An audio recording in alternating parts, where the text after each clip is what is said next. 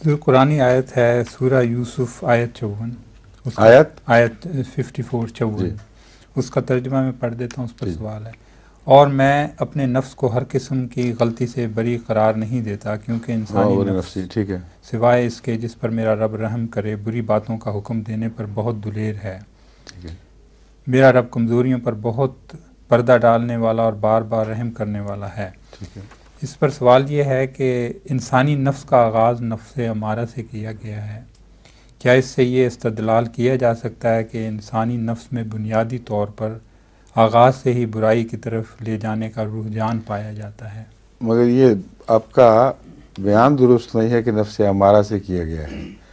انسانی نفس کا ذکر اس کی پیدائش سے شروع ہوتا ہے، اور پیدائش کے ذکر کے وقت اللہ تعالیٰ فرماتا ہے کہ اسے ہم نے فطرت پہ پیدا کیا، اور فطرت اللہ التی فطر الناس علیہا، اللہ کی فطرت پہ پیدا کیا جس پر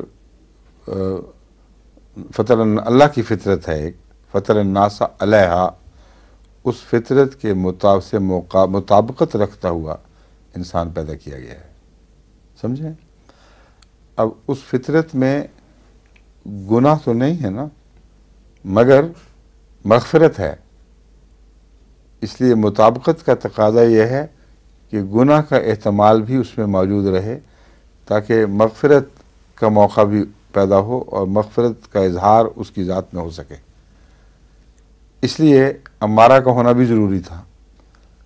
مگر بنیادی طور پر انسان گناہ کی طرف مائل ہو کر نہیں پیدا ہوا، بلکہ گناہوں سے پاک وجود کے طور پر پیدا ہوا ہے۔ اس کے اندر جینیٹیکلی احتمالات موجود ہیں، اور وہ احتمالات کیسے بنتے ہیں اس کا ذکر قرآن کریم فرماتا ہے۔ فَأَبَوَاهُ، حضرت رسول اللہ صلی اللہ علیہ وسلم فرماتے ہیں فَأَبَوَاهُ يُحَوِّدَانِهِ اور يُنَصِّرَانِهِ، كُلُّ مَوْلُودٍ یولد علی الفطرہ، فَأَبَوَاهُ علی الاسلام بھی ہے نا، دوسری جگہ ہے، اسلام اور فطرہ دونوں کے ذکر ملتے ہیں، یولد علی الاسلام بھی آتا ہے، فَأَبَوَاهُ يُحَوِّدَانِهِ وَيُنَصِّرَانِهِ، اس کے ماں باپ اس کو یہودی یا نصرانی بنا دیتے ہیں۔ مطلب ہے کہ انوائرنمنٹس اور پیدائش کے بعد کے اثرات جو ہیں وہ یہ فیصلہ کریں گے کہ اس کی فطرت میں جو مخفی امکانات اور صلاحیتیں رکھی گئی ہیں ان میں سے کون سی صلاحیت ابھاری جائے گی، کون سی دبائی جائے گی۔ چنانچہ قرآن کریم اس دبانے اور ابھارنے کے مضمون کو دوسری جگہ یوں بیان فرماتا ہے: قد افلح من زکاہا وقد خاب من دساہا، جس نے نفس کی پاک صلاحیتوں کو ابھارا وہ تو کامیاب ہو گیا، جس نے ان کو دبایا اور نیچے کیا وہ ہلاک ہو گیا۔ تو یہ وہ پورا نقشہ ہے، اس میں جو آپ سوال اٹھاتے ہیں وہ کہیں فٹ نہیں ہوتا کہ پہلے اس کو رکھا گیا، پہلے نہیں رکھا گیا، یعنی امارہ کو پہلے نہیں رکھا گیا۔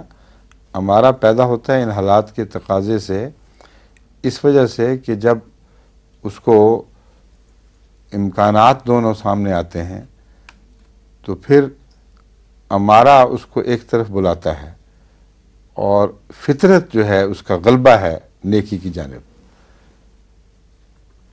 اس کی وضاحت اس لیے ضروری ہے کہ پہلے میرے جواب سے شاید آپ کو غلط فہمی نہ ہو جائے۔ امارہ تو موجود ہے اس کے اندر، ماں باپ امارہ نہیں پیدا کرتے، ماں باپ امارہ کی بات سننے کا رجحان پیدا کرتے ہیں۔ ماحول امارہ کی امداد کرتا ہے اگر وہ گندا ماحول ہو، اگر پاک ماحول ہو تو نفس مطمئنہ کی طرف سفر شروع ہوتا ہے۔ بس حضرت مسیح موعود علیہ السلام نے یہ 3 نفوس بیان کر کے ان کا جو آپس کا رابطہ ہے اسے کھول کے سائنٹیفکلی اس مسئلے کو خوب کھول دیا ہے۔ جو اسلامی اصول کی فلسفی میں جو چوٹی کے مقامات ہیں ان میں سے ایک یہ ہے کہ انسانی نفس کی حالتوں کا بہت ہی ساتھ ایسا بیان کیا ہے کہ کوئی تضاد کسی بات میں نہیں رہتا۔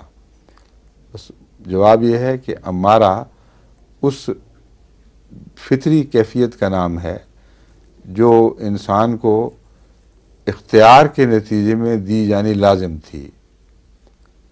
اگر نیکی اور بدی میں اختیار نہیں تھا انسان کا تو بد پیدا کیا جاتا یا نیک پیدا کیا جاتا؟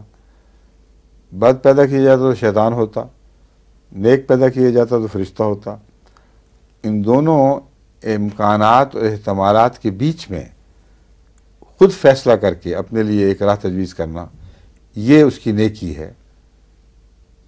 ورنہ تو نیکی کے کوئی معنی نہیں بنتے۔ اگر آپ پابند ہیں ایک چیز پر، اب شہد کی مکھی پابند ہے ان راہوں پر چلنے پر جو رسول خدا تعالیٰ نے اس کے لیے پیدا فرمائی، اس کو نیک نہیں کہا گیا، کہیں اس کو فرما بردار کہا گیا۔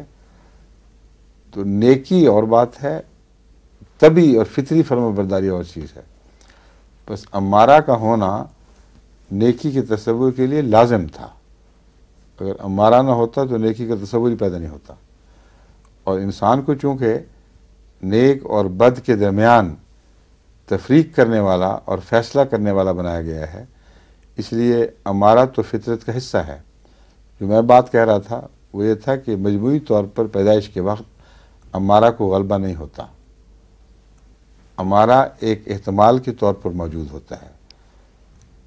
جب ماحول میں بچہ آگے بڑھتا ہے تو اس کے گرد و پیش یہ فیصلہ کرتے ہیں، اس کے لیے یہ فیصلہ کرتے ہیں کہ وہ امارہ میں ترقی کرے گا یا لوامہ میں ترقی کرے گا یا مطمئنہ نفس کا غالب حصہ اس کو عطا ہوا ہے۔